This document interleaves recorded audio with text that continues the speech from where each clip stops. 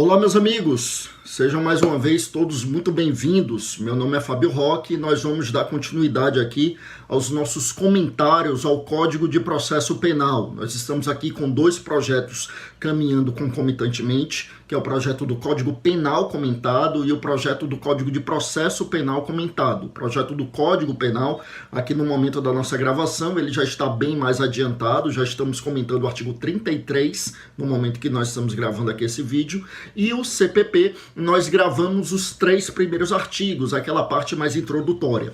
E hoje nós vamos fazer um vídeo um pouco diferente, porque eu vou comentar muito brevemente um instituto que foi introduzido ao Código de Processo Penal, só que não entrou em vigor ainda. Eu me refiro à figura do juiz das garantias. Ordinariamente, como é que nós fazemos aqui? A gente traz o artigo do código e a gente faz o comentário ao artigo do código. Hoje, como eu disse, eu vou fazer um pouco diferente. Por quê? Só para a gente compreender.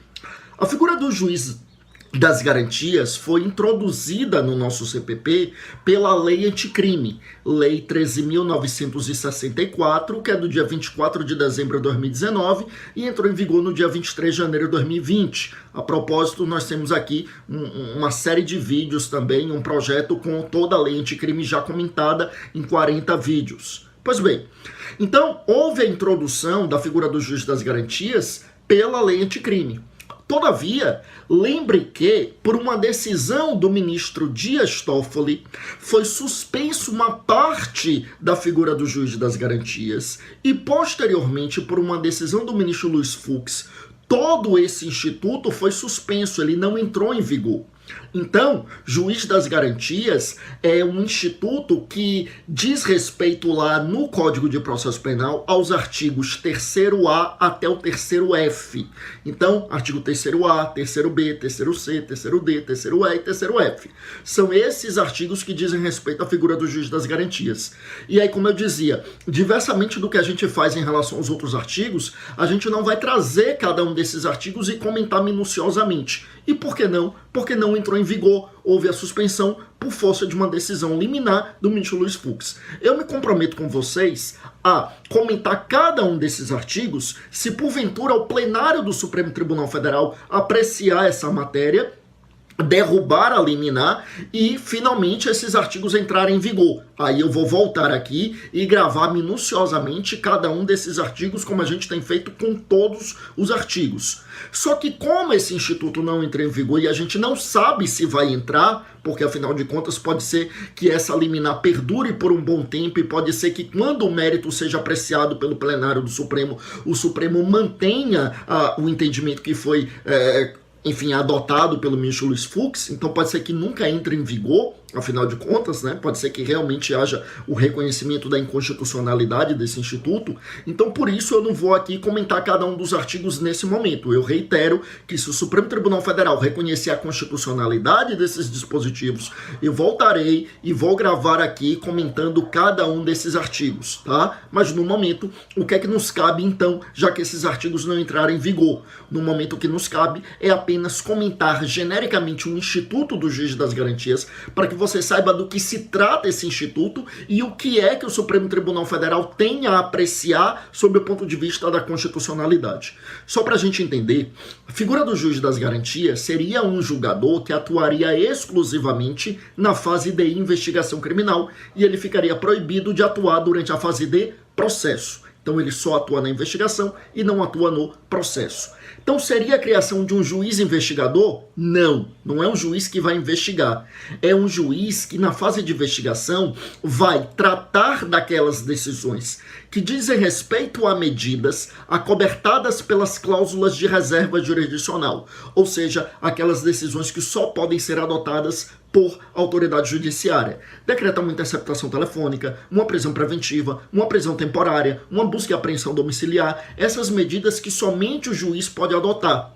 Hoje já temos juízes fazendo isso. A grande diferença é que hoje esse juiz que atua nessa fase de investigação, ele muito provavelmente vai atuar depois na fase de processo.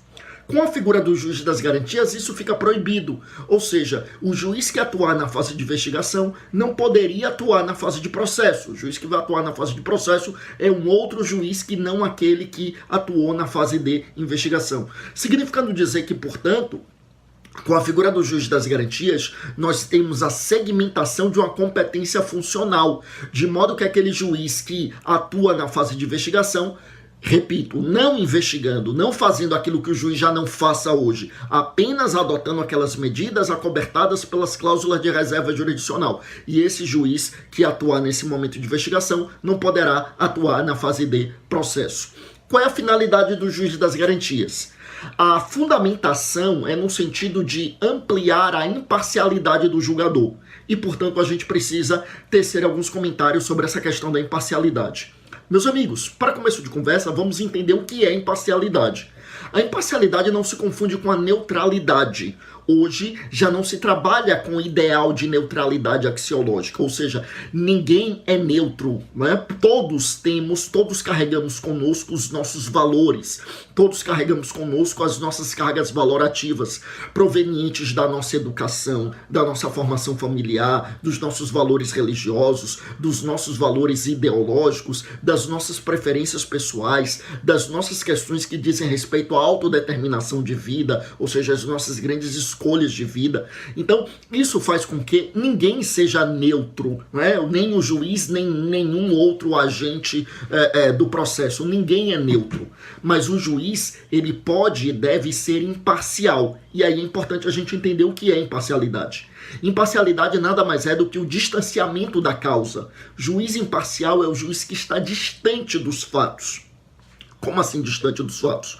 Mas para julgar ele não precisa estar próximo dos fatos? Aí é que está. O juiz, ele inicialmente está distante dos fatos e ele se aproxima dos fatos a partir da prova produzida em contraditório. Então, o juiz que, por exemplo, né, eu costumo citar o seguinte exemplo.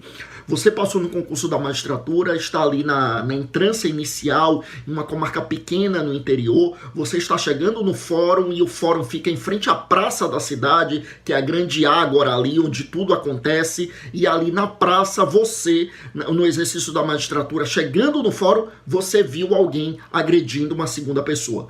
Ora, você não pode julgar esse caso. Você não é juiz ou juíza desse caso, você é testemunha e um outro juiz vai precisar assumir o caso. Por quê? Porque você teve um contato direto com os fatos e não contato por intermédio da prova produzida em contraditório. Você está tão próximo dos fatos que você já não tem a imparcialidade, ou seja, o necessário distanciamento da causa. Então, quando a gente fala nas hipóteses de suspeição e impedimento, o que nós estamos falando é isso, é que o juiz está tão próximo da causa que ele não tem a imparcialidade necessária, ou seja, ele não tem o necessário distanciamento dos fatos para poder julgar. Então imagine um juiz em que o réu ali, ou a vítima, é o seu filho, o seu pai, o seu irmão, um amigo, um inimigo, né? A amizade íntima ou inimizade capital, que são as expressões utilizadas pelo código. Essas são situações nas quais o juiz está muito próximo e, portanto, ele não teria a necessária imparcialidade. Então a gente precisa entender imparcialidade assim, não como neutralidade que não é possível obter, mas sim como distanciamento da causa, o distanciamento dos fatos. Aí eu volto para a figura do juiz das garantias. Porque, teoricamente falando, a ideia do juiz das garantias ampliaria a imparcialidade. E veja que eu estou tomando cuidado de utilizar a expressão ampliar a imparcialidade. Não dizer que o juiz das garantias é para assegurar a imparcialidade, porque aí eu faria o temerário comentário de dizer que atualmente não existe imparcialidade dos julgadores. Seria uma temeridade a fazer uma afirmação dessa. Não, existe a imparcialidade, existe o distanciamento, mas a figura do juiz das garantias é para ampliar esse distanciamento dos fatos. Por quê? Porque o juiz que atua na fase de investigação, esse juiz das garantias, ele atua ali coletando elementos de informação em um momento no qual não existe contraditório. E quando esse mesmo juiz atua durante a fase de processo, ele abre o contraditório depois que ele já teve contato com os elementos de informação já produzidos. Com a figura do juiz das garantias, a gente evita isso, porque o juiz das garantias atua na fase de investigação, onde não há contraditório, mas não é ele quem irá julgar a causa. Quem irá julgar a causa é um outro juiz que não atuou naquele momento de investigação e que só tem contato com os fatos a partir da prova produzida regularmente durante o contraditório. Então essa é a ideia fundamental da figura do juiz das garantias. E o que é que o Supremo Tribunal Federal vai decidir? Algumas associações de magistrados, a exemplo da AMB, a Associação dos Magistrados Brasileiros, a AJUF, a Associação dos Juízes Federais, questionaram a constitucionalidade desses dispositivos, mas sob o ponto de vista, meus amigos, da constitucionalidade formal. E aí o ministro Luiz Fux entendeu que havia uma inconstitucionalidade formal por vício de iniciativa, porque ele entendeu que a figura do juiz das garantias mexe com a estrutura organizacional do Poder Judiciário, e se mexe com a estrutura organizacional do Poder Judiciário, então a iniciativa de lei deveria ser do próprio Poder Judiciário, o que não ocorreu.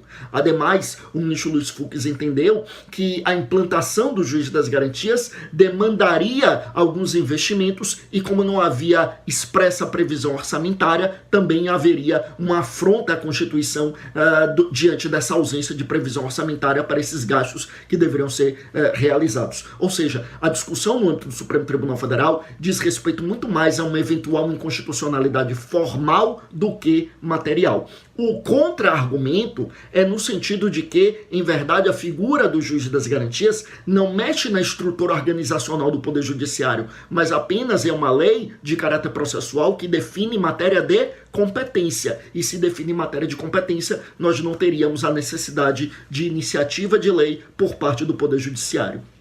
Agora, meus amigos, é aguardarmos o que é que o Supremo Tribunal Federal irá decidir. Por enquanto, no momento aqui da nossa gravação, ainda não temos previsão de quando o Supremo vai decidir essa matéria. Pode ser que o Supremo aprecie a matéria, reconheça a inconstitucionalidade, e aí o que a gente tinha para falar sobre o juiz das garantias já foi dito agora. Pode ser que o Supremo entenda que esses dispositivos são constitucionais, e aí eu repito que eu virei aqui para gravar os comentários a cada um dos artigos, do artigo 3º-A até o artigo 3º-F, que foram introduzidos pelo CPP, mas como eu disse, pelo menos até o momento não entraram em vigor. Não sabemos se entrarão em vigor, não sabemos se o Supremo vai reconhecer a constitucionalidade, mas se reconhecer, viremos aqui gravar, tá bom? Com isso eu encerro aqui os comentários à figura do juiz das garantias, e no próximo vídeo a gente já começa o artigo 4º do CPP, que trata já do inquérito policial, ou seja, no próximo vídeo a gente já ingressa na investigação criminal propriamente dita. Mais uma vez foi um prazer, fique com Deus, até o nosso próximo vídeo e bons estudos.